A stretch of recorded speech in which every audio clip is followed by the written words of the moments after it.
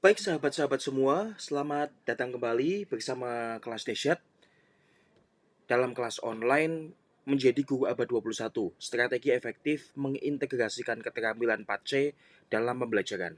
Nah, kali ini yang akan kita bahas adalah kolaborasi, yaitu kekuatan bekerja sama. Ya, tentunya masih dalam 4C ya. Salah satu 4C adalah kolaborasi dan kali ini kita bahas. Oke, kita bahas dulu nih tentang apa sih manfaat kolaborasi bagi siswa dan guru. Ya. Jadi kolaborasi memberikan banyak manfaat bagi siswa dan guru. Siswa dapat belajar dari satu sama lain, mengembangkan keterampilan komunikasi dan pemecahan masalah, dan merasa lebih termotivasi. Guru dapat memperoleh wawasan baru dan ide-ide kreatif dari siswa dan dapat meningkatkan proses pembelajaran dengan melibatkan mereka, maksudnya melibatkan para peserta didik dalam kegiatan kolaboratif. Nah, untuk lebih spesifiknya, pertama manfaat kolaborasi adalah meningkatkan pembelajaran. Kedua, mengembangkan keterampilan sosial. Yang ketiga adalah meningkatkan motivasi. Dan yang keempat adalah memperkaya pengalaman guru. Kita bahas dulu yang tentang meningkatkan pembelajaran. Jadi di sini siswa dapat belajar dari satu sama lain dan mengembangkan pemahaman yang lebih mendalam tentang materi pelajaran.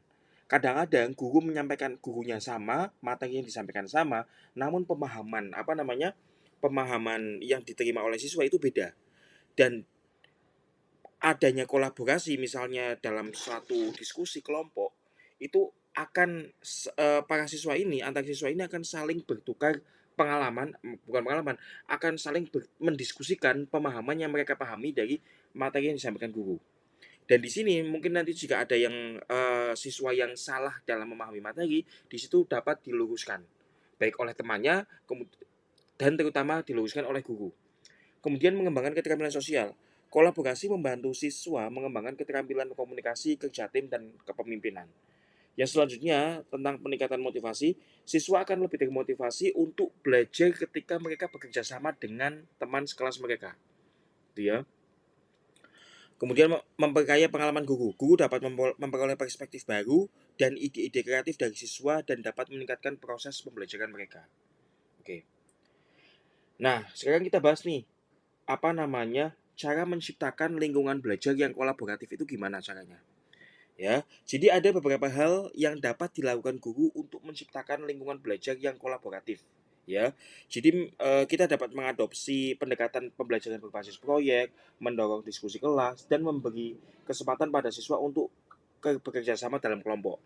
Mari kita bahas satu-satu. Ya, jadi pendekatan pembelajaran berbasis proyek. Proyek yang menantang siswa untuk bekerja sama dalam memecahkan masalah atau menyelesaikan tugas tertentu. Ini mendorong siswa untuk mengembangkan keterampilan kolaboratif, pemecahan masalah, dan berpikir kritis. Ya. Kemudian diskusi kelas. Jadi ini akan membuat ruang aman bagi siswa untuk berbagi ide dan berdiskusi tentang materi pelajaran. Ini mendorong siswa untuk berpikir kritis, mengeksplorasi berbagai perspektif, dan membangun pemahaman yang lebih mendalam. Kemudian kerja kelompok, ini akan memberi kesempatan kepada siswa untuk bekerja sama dalam kelompok kecil untuk menyelesaikan tugas atau proyek. Ini membantu siswa untuk mengembangkan keterampilan komunikasi, kerja tim, dan kepemimpinan. Dan untuk yang selanjutnya, ini tips mengatasi tantangan dalam kerja kelompok belajar. Ya, jadi kelompok belajar itu bisa menuai berbagai tantangan. Misalnya ketidakseimbangan kontribusi gitu ya. Biasanya ada siswa yang kerja, ada yang enggak. Kemudian konflik antar anggota atau kesulitan dalam mengelola waktu.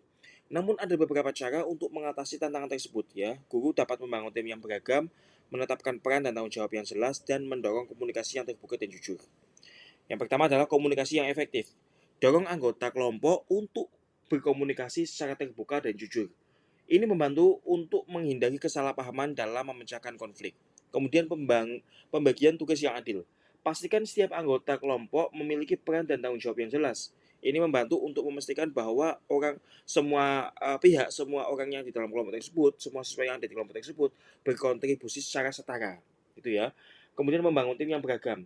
Tim yang beragam dengan keterampilan Tim yang beragam dengan keterampilan dan perspektif yang berbeda dapat membawa solusi kreatif dan inovatif.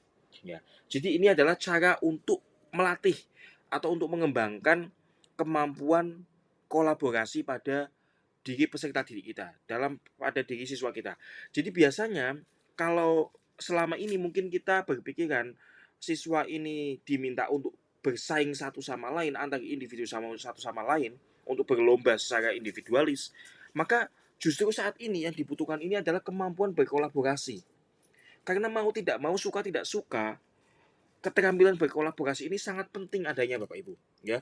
Jika nanti siswa-siswi kita, peserta didik kita, anak-anak kita lepas ke dunia nyata, tapi dia tidak memiliki kemampuan untuk kolaborasi, wah ini susah Bapak Ibu, ya. Wong di lowongan kerja saja itu ada persyaratan biasanya mampu bekerja dalam tim. Kita sebagai pendidik di sekolah pun tidak bisa lepas dari peran kolaborasi ini. Kalau kita tidak bisa bekerja dengan tim, kita tidak bisa berkolaborasi dengan pihak-pihak lain, ini akan sangat susah bagi kita. Jadi kemampuan kolaborasi ini memang sangat penting untuk dikembangkan. Oke, demikian Bapak Ibu, materi kali ini. Kita akan lanjut ke materi selanjutnya. Salam bahagia.